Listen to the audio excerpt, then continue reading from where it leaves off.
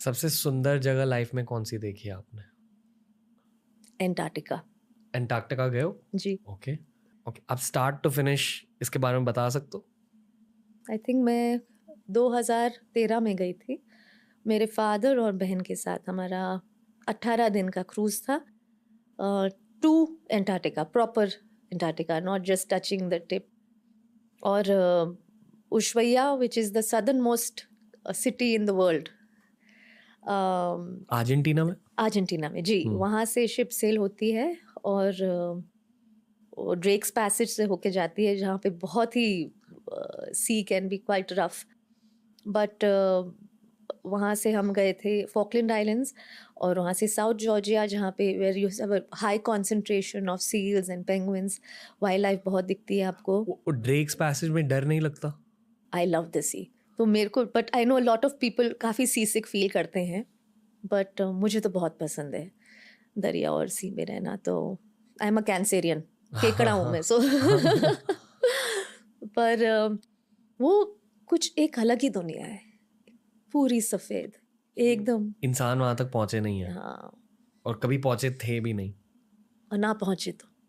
पर मतलब आपने दुनिया को देखा है, तो ये जगह क्यों?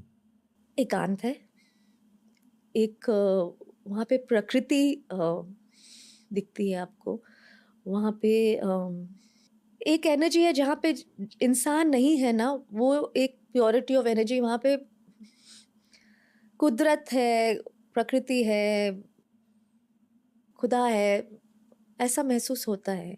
वहाँ पे आप अपने विचार सुन सकते हैं, you know, you can hear your inner voice. आप में बदला क्या अंटार्कटिका की वजह से? बहुत ही, I remember writing an email to my husband and my brother in law कि your wives have come back changed.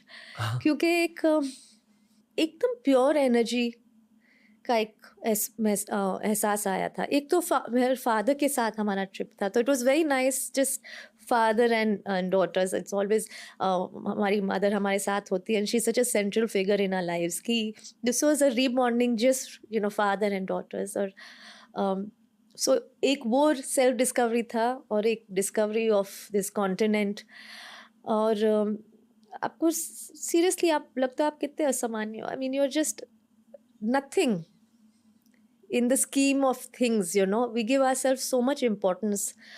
हम इतनी अहमियत देते हैं अपने आप को लोगों की ज़िंदगी में। और आप वहाँ जाते हो और आप देखते हो कि ये है ज़िंदगी, where you are just, you know, you are almost jealous of the penguin कि वो नेचर में एकांत में है, उसको कोई फिक्र नहीं है, उसको कोई भागा दौड़ी नहीं है जीवन में। एंड तो आप एकदम ऐसे डिटैच हो जाते हो। So there is, because there's no concrete, there's no man-made structure or energy.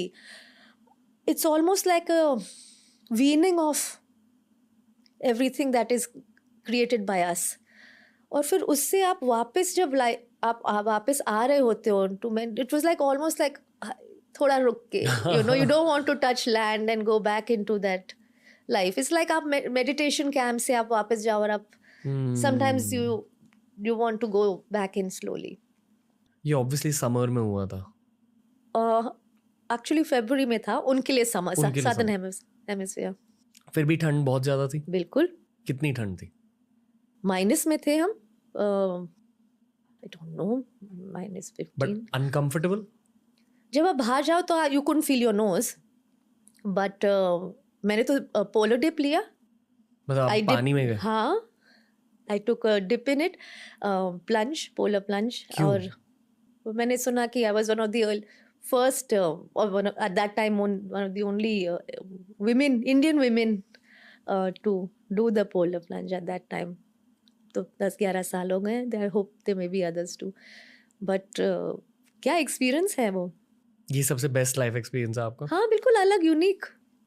जब मैं पानी से बाहर निकली, पहले तो आप कूद जाते हो, फिर आप स्विम करने लगते हो, फिर आपकी बॉडी पार्ट्स अकड़ने लगते हैं, आपकी हड्डियां जकड़ जाती हैं। तो आपको एक एफर्ट लगता है।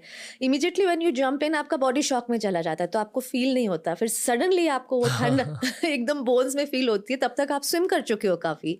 फिर वो वापस आते हुए आपको it's like every step is, but आप पानी से निकली मैं, और उन्होंने मेरे को एक ब्रांडी का शॉट दिया, एंड मेडिकल डॉक्टर थे उधर, तो आपको चेक करते हैं आपके वाइटल्स दैट यू ओके, और फिर आपको फील ही नहीं हो रहा है, एक तो आपका एड्रेनलिन रश हो रहा है, एंड उस ठंड से निकल के आपको, even though you are in the open, आपको ठंड ही नहीं लग रही है, because your body is numb with the thing, with the cold, so it was a completely different experience. ये मेरे लिए एक ट्रैवल बकेट लिस्ट में अब बिल्कुल आ चुका करिएगा आप है। जरूर। एंटार्क्टिका। और कौन सी क्रेजी जगह देखी है? क्रेजी तो क्या, बट स्पिरिचुअल जगह है माचू पिचू। पेरू में जी आप गए हो? जी ओके। कहते हैं कि वहाँ भी उनका जो धर्म होता है, जी शामनिज्म, जी, सनातन धर्म से काफी ज्यादा सिमिलर है। बहुत ही स्पिरिचुअल एक्सपीरियंस है वहाँ पे भी। अगर आप देखेंगे, जैसे आप कह रहे हैं ना that you comparing it to India, आप पीक्स देखेंगे तो आपका पेरू में माचू पिचू है, या आपका कैलाश मानसरोवर है, तो they are their energy centres. Centres, ancient civilisation, ancient spiritual repositories तो है, और क्या वहाँ पे एक एनर्जी है, अलग ही एनर्जी है, बहुत ही सीरीन और स्पिरिचुअल, बट नेचर से कनेक्टेड। आप हिमालय में घूमे हो? ट्रैवल किया है। उससे अलग है माचू पिचू? है अलग है। अलग है। ओके। वहाँ क्या बदला?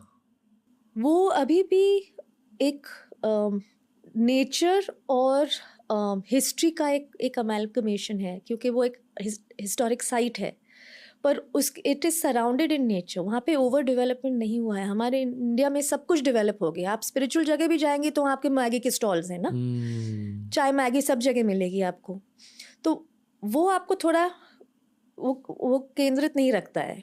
पर वहाँ पे एक एनर्जी ऐसी है कि everyone acknowledges it. There is an inner wisdom in that place. कूस्को भी एक बहुत खूबसूरत जगह है पेरू में, और एक बहुत बहुत खूबसूरत एक अलग ही एनर्जी है, एक एंशंट विजडम की एनर्जी है, which is rooted in nature, not necessarily in a God, but spirituality through nature.